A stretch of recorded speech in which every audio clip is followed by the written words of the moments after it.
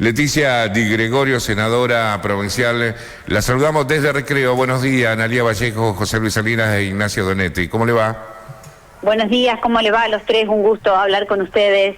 Bien, muy bien acá, ya en la Cámara, porque hoy tenemos sesión, así que ya nos estamos preparando para eso. Bien, por eso le agradecemos, ¿no? Bueno, acompañando al proyecto, ¿no?, de la senadora Carolina Lozada, que tiene que ver con estas falsas denuncias.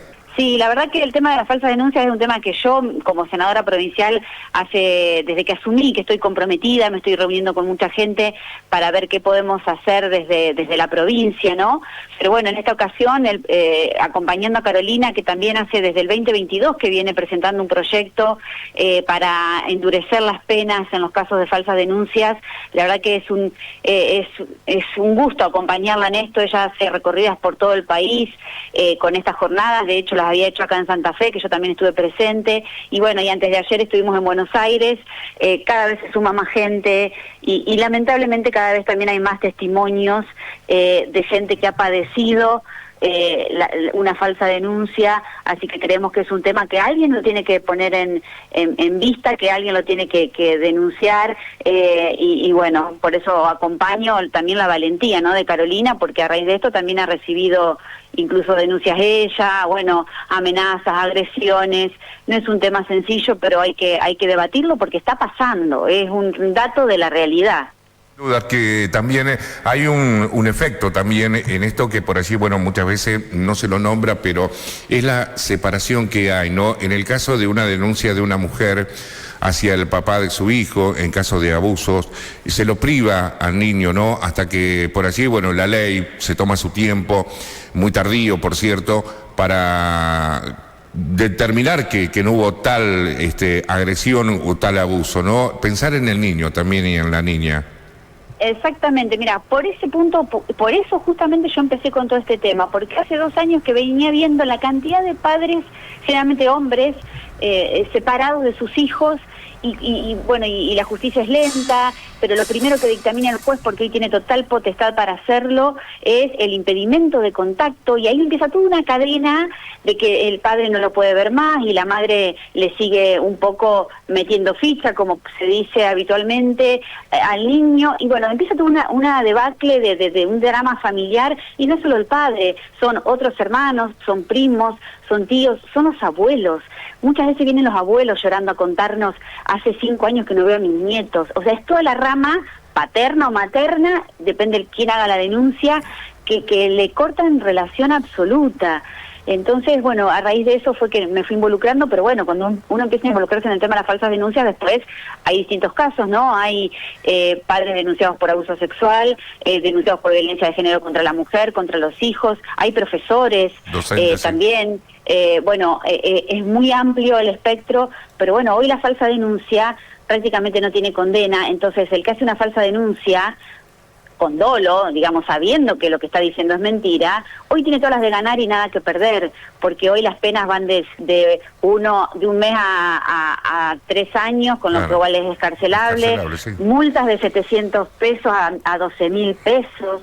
Entonces destruye una vida, destruye una familia, porque hay gente que termina presa por esto, y hay muchísimos casos, y otros pierden su trabajo, y otros pierden su familia. Entonces destruyen una vida y en total no pasa nada, ¿no? Entonces, incluso cuando uno empieza a reunirse con víctimas y con gente involucrada en el tema, está probadísimo que hay abogados que sugieren ante un divorcio, un juicio de divorcio, denunciarlo por maltrato porque es más fácil, es más rápido. Claro. Ya se hace costumbre una mentira, y acá lo que queremos defender es la verdad. La verdad no tiene género, no estamos diciendo que son siempre las mujeres, pero bueno, hay que defender la verdad, porque realmente hay muchos casos de violencia de género que están siendo a lo mejor tratados con menos tiempo porque la justicia es con pocos recursos, con poca gente, y se está usando para un montón de casos falsos que hacen perder tiempo y desatención a la verdadera mujer violentada o al verdadero niño que fue abusado o maltratado. Leticia, le pregunto, si esta ley contempla también, digo, como un apartado o un artículo en especial que tenga que ver también con la investigación de quiénes son los que deben aportar las pruebas, porque en Argentina últimamente hay que demostrar que que uno no es culpable de lo que se lo acusa, siendo que la investigación, en este caso es la Fiscalía, es la que tiene que aportar pruebas. ¿Hay Exactamente, acá se ha invertido, perdón que te corte, pero sí, se invirtió la carga de la prueba, digamos. Hoy una máxima de la justicia o de la sociedad civil, digamos, es que todo el mundo es inocente hasta demostrar lo contrario. En este caso se invierte la presunción de inocencia y uno tiene que estar defendiéndose y demostrando que sos inocente. No es la justicia tratando de ver si sos culpable. Vos te tenés que demostrar que sos inocente y ahí ya empieza toda una cuestión además psicológica en el afectado, que es realmente grave.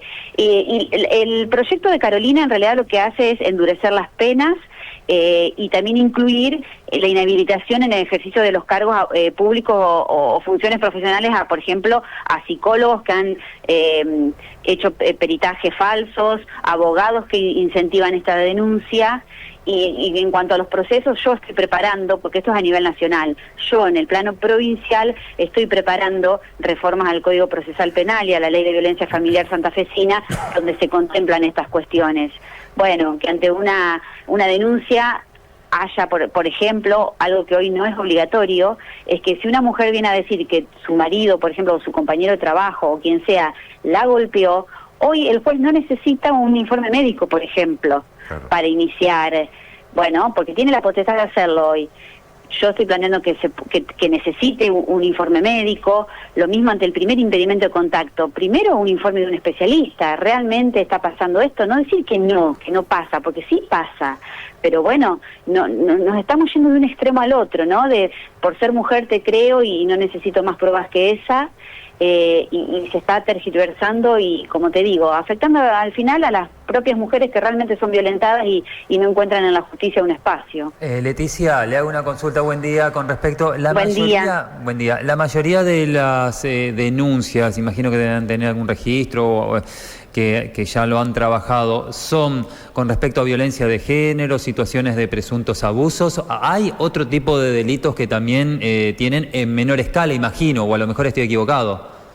No, sí, exactamente. La mayoría son por abusos sexuales o por violencia de género, porque se da generalmente en el contexto de juicios de divorcio o cuestiones laborales.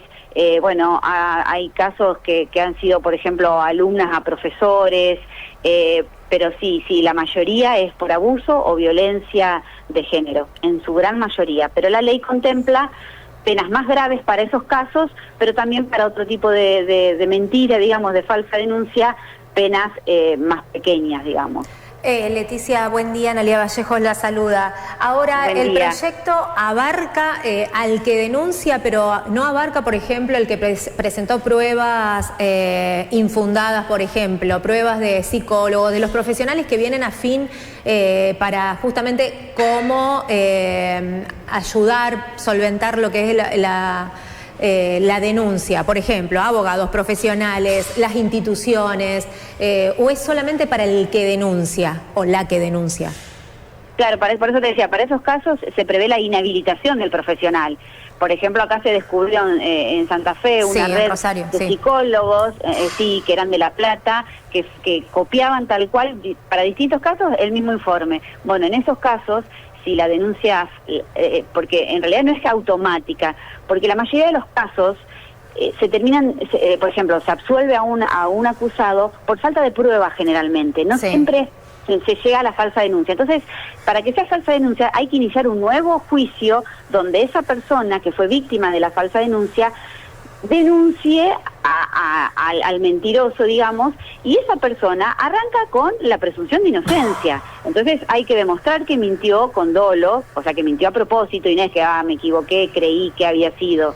Entonces, cuando ese nuevo juicio se concluye, recién ahí se confirma que es una falsa denuncia, y si es el denunciante tiene penas de hasta 3 años o 6 años en el caso de violencia. Y el profesional que colaboró es inhabilitado. Leticia, ¿en qué proceso está este proyecto de ley? Mira, el proyecto de Carolina ella lo presentó varias veces y había perdido estado parlamentario. Sí. Ayer tuvo dictamen favorable en la Comisión de Justicia en la Cámara de Senadores de la Nación, así que ella cree y espera por los consensos que tiene que sea aprobado entre esta semana o la otra, media sanción en senadores.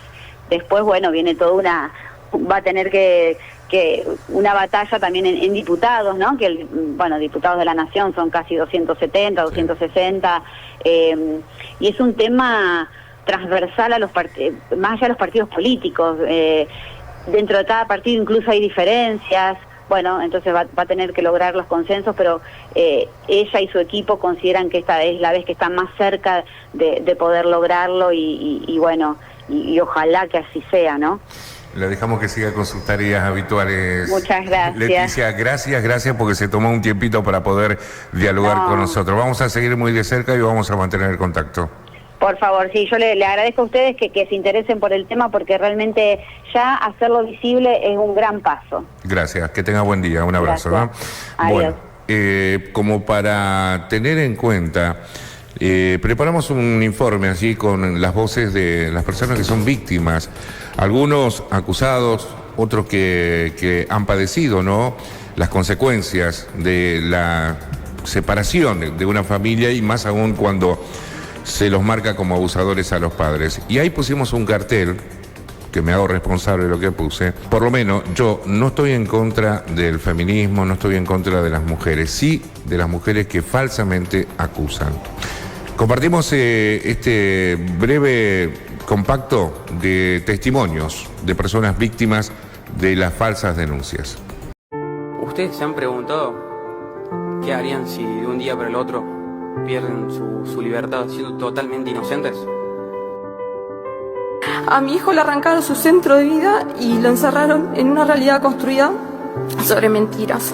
Las falsas denuncias destruyen vidas, destruyen familias, destruyen vínculos, destruyen infancias, pero también destruye la confianza en la justicia.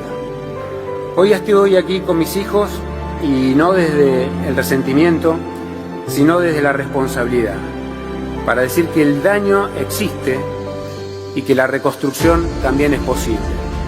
No hay justicia sin verdad y vamos a defender la verdad de todas las maneras posibles. Y una vez más, no a las falsas denuncias. Gracias.